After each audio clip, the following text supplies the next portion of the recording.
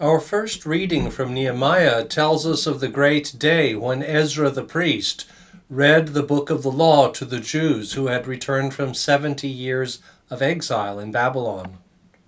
When the Babylonians destroyed Jerusalem and the Lord's temple, it seemed that the nation had died, and now the exiles had returned. The nation of Israel had risen from the dead. That day, Ezra told the people not to mourn or weep, even though they actually had many reasons to weep. Behind them lay the terrible memory of the destruction of the holy city. The nation was in a pitiful state, and the temple still lay in ruins.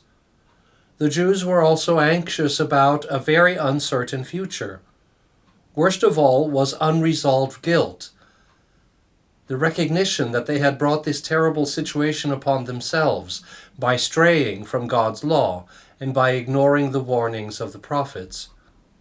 And yet, amidst all that hardship and sorrow, hope was reborn, for the Lord had not abandoned his people. The exiles had returned, and the sacrifices could again be offered in the holy place. There could again be rejoicing and feasting and true hope, even as they remembered the past and faced an uncertain future. Under the guidance of Ezra the priest, the people of Israel rededicated and reconsecrated themselves to the Lord's covenant and to keeping his law. We, as Christians, are called continually to do the same. The eighth commandment is, "You shall not bear false witness against your neighbor."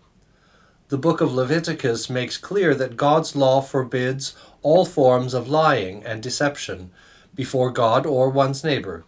You shall not steal, nor deal falsely, nor lie to one another.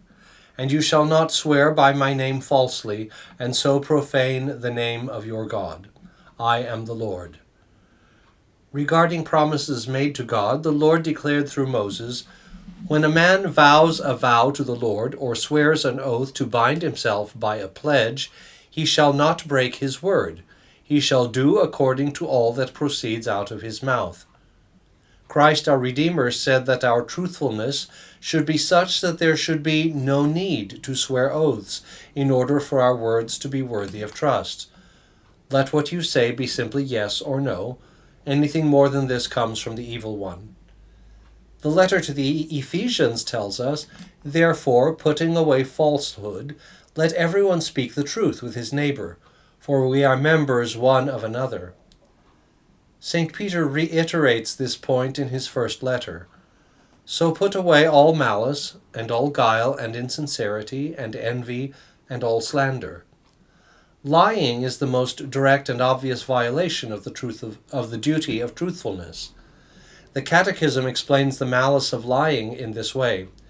To lie is to speak or act against the truth, in order to lead someone into error. By injuring man's relation to truth and to his neighbor, a lie offends against the fundamental relation of man and of his word to the Lord. Lying is destructive of society. It undermines trust among men and tears apart the fabric of social relationships. The gravity of a lie depends on the nature of the deception, the circumstances, and the intentions of the one who tells the lie. A lie is mortally sinful when it does grave harm to the obligations of justice and charity. Calumny is the sin of making untruthful remarks that damage another's reputation. To lie in court is false witness. To do so under oath is perjury.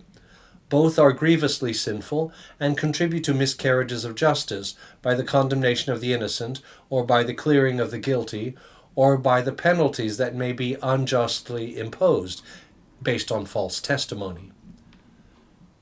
The right to the communication of the truth does have certain limits, based on love and justice toward one's neighbor. It is not always right to reveal certain things, even if they are factually true. That is why the eighth commandment forbids not only the telling of outright falsehoods, but also rash judgment and detraction. One who assumes, without sufficient reason, the guilt of his neighbor is guilty of rash judgment. To commit detraction is to disclose, without valid reason, another's faults and failings to one who did not previously know them. As the Catechism teaches, no one is bound to reveal the truth to someone who does not have the right to know it. Truthfulness also excludes dishonest flattery and boasting. Freedom of information and of communication should be protected by law, while respecting also standards of public morality and personal privacy.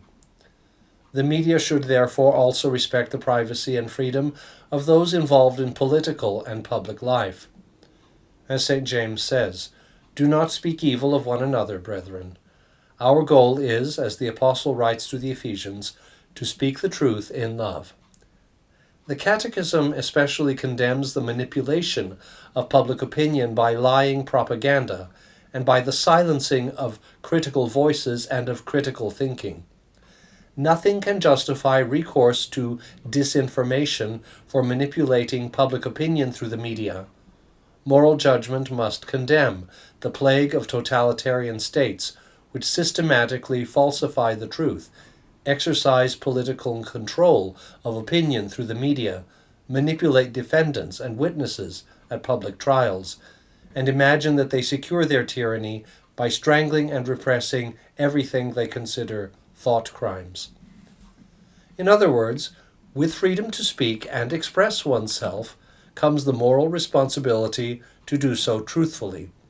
This point is relevant also to the world of art and literature. As the Catechism says, truth is beautiful in itself. To the extent that it is inspired by truth and love of human beings, art bears a certain likeness to God's activity in what he has created. Like any other human activity, art is not an absolute end in itself, but is ordered to and ennobled by the ultimate end of man. And what is the true end, the true purpose of human life? The answer is given in the Old Penny Catechism. God made me to know him, love him, and serve him in this world, and to be happy with him forever in the next. Christ our Redeemer is the truth that illumines mind and heart and brings us into his kingdom. As he said, "You will know the truth, and the truth will make you free."